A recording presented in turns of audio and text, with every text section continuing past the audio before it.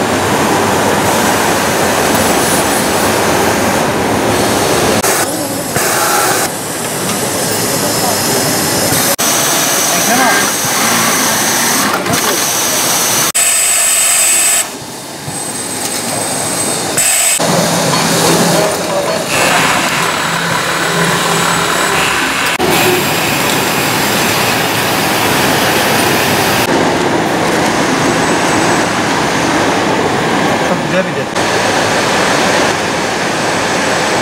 Bak. Son yerine.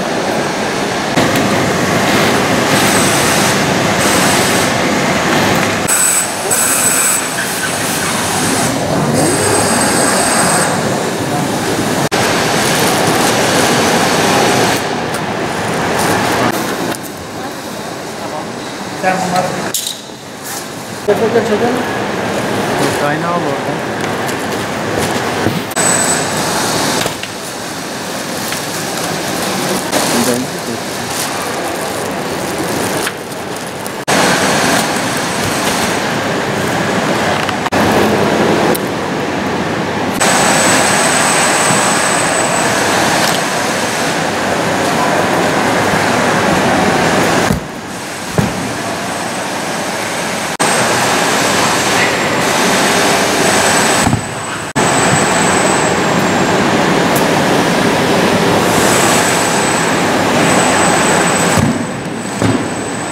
Şırnak Cizre bölgesinde 25.000 dönüm açık alanımız, 14.000 metrekarede kapalı alanımız var. Şu anda kapalı alan içerisinde 200 tane istihdam eden personelimiz söz konusu. Bu 14.000 metrekare üzerine bunun normalde tabii ki kişi sayısı olarak bir sene içerisinde bir 800.000 kişiye tekabül edecek şekilde inşallah istihdam etmek gibi bir hedef ve projemiz söz konusudur. Biz burada bunun yanı sıra tabii ki short, mont, tişört grubu üretmekteyiz.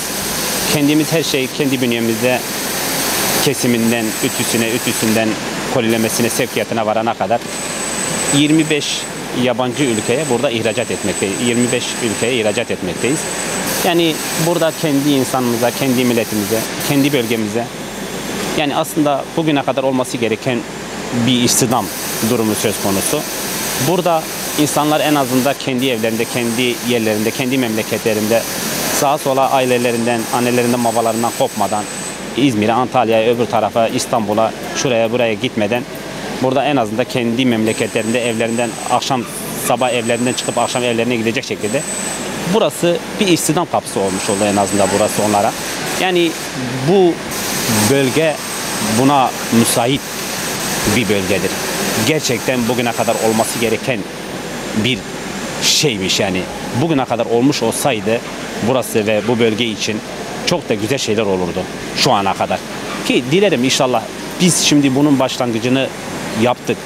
Bunun yanı sıra biz tavsiye de ediyoruz. Aynı şekilde daha farklı firmalar, daha farklı şirketler, daha farklı iş insanları da gelip burada aynı şekilde bu yatırımı görsünler.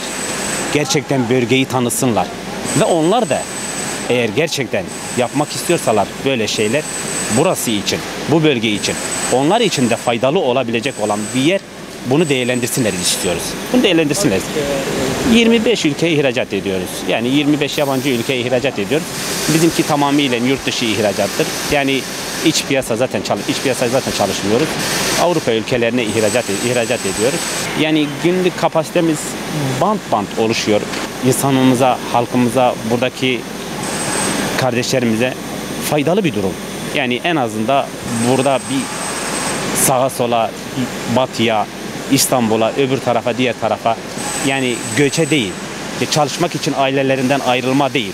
Burada kendi ailelerinde, kendi evlerinde, kendi memleketlerinde ekmek kapısıdır. 3 ayda yaklaşık burada çalışıyorum. Yani burada eleman olarak sayımız 200'dür. Ama bu fabrikanın burada kurulması bizim için gayet iyidir. Ekonomi olarak, evimize ekmek götürme olarak gayet sevinçliyiz. Bu sınır kapısında çalışıyorduk. İşte bu daha önce orada çalışıyorduk. Daha önce başka bir iş yapmıyorduk. Ondan sonra Antalya gidiyorduk. Turizm işinde çalışıyorduk. Kendi memleketimizde asgari ücretle çalışmak yani gayet daha iyi. Gurbette çalışacağım. Kendi evimin kapısında çalışırım. Daha iyi yani. Öksürüyoruz baba.